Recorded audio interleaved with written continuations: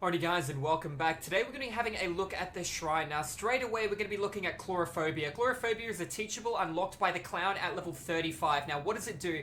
Basically gives a penalty towards any survivor within the killer's heartbeat, killer perk obviously, of 30, 40 and 50% towards all healing actions, whether it's with a medkit, whether it's self-care on yourself, or healing an ally. It also gives a penalty towards co-op healing if there are two people healing one player. The next perk we're looking at is Mad Grit. Mad Grit is a Legion teachable, and it allows you to basically swing your weapon while you are carrying a survivor without any form of penalty until you collide with a survivor. When you collide with a survivor, you will recover like you normally would if you were to hit a survivor while carrying a player. That also being said, you will also receive a benefit. Now that benefit is basically the person on your shoulder will not be able to wiggle, or when they do wiggle, they'll get no benefit for 2 additional seconds. So if I'm carrying Jeff and I'm walking and Megan gets hit, Jeff's wiggle stops for the next 2 seconds, allowing me to get more distance as well. Works well if you are taking somebody to the basement. Unfortunately, a very seldomly used perk, and not a very well made perk, as opposed to Agitation will speed up the time by 18%, giving you a carry speed of 108%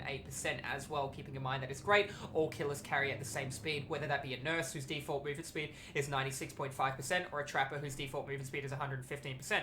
When a killer is carrying a survivor, they all move at the same speed, unless they have Play With Your Food, Agitation, or NOED, or any form of enhancement movement speed buff that will go over it.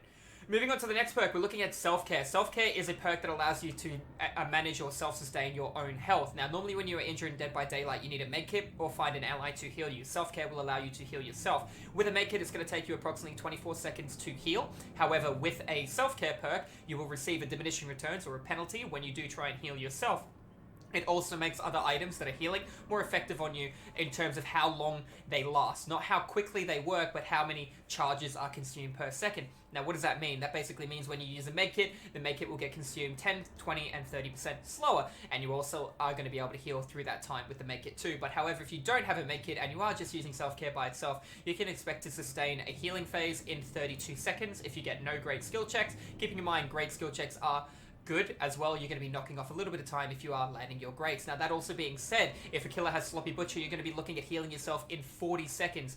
Therefore, 2 heals will be 80 seconds. A generator approximately takes 80 seconds for one player to complete themselves as well. So you really have to use self-care appropriately at the right times, because the time that you are wasting doing that, the killer's keeping a lot of pressure. It doesn't take a lot of killer a lot of time to get around the board, and most maps, the killer can get around in 40 seconds if it's a decently sized map. Moving on to the next perk, this is called Urban Evasion. Now, Urban Evasion is a perk that a lot of new players will be running. You'll see a lot of advanced players running them, or people that have been playing for a while too. You're generally going to see Urban Evasion, Self-Care, Spine Chill, Sprint Burst, and Iron Will. I know that's 5 perks, but you're just going to see that kind of like variety of perks from a lot of players that try to avoid the killer.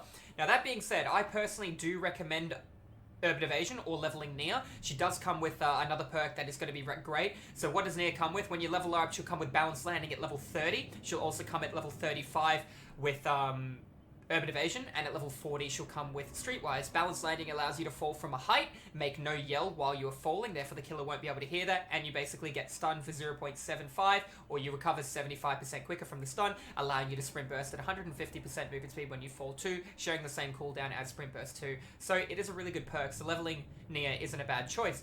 Now, all in all, that's going to be this week's Shrine. I'm going to let you guys make the decision if you want to purchase any of these perks. There's nothing that really stands out too much to me, unfortunately. However, guys, if there is something that you guys like, let me know down in the comments below. I want to say thank you all for watching, guys. If you are enjoying your holidays, make sure you have a wonderful time, and I'll see you guys in the fog in the next video. Have a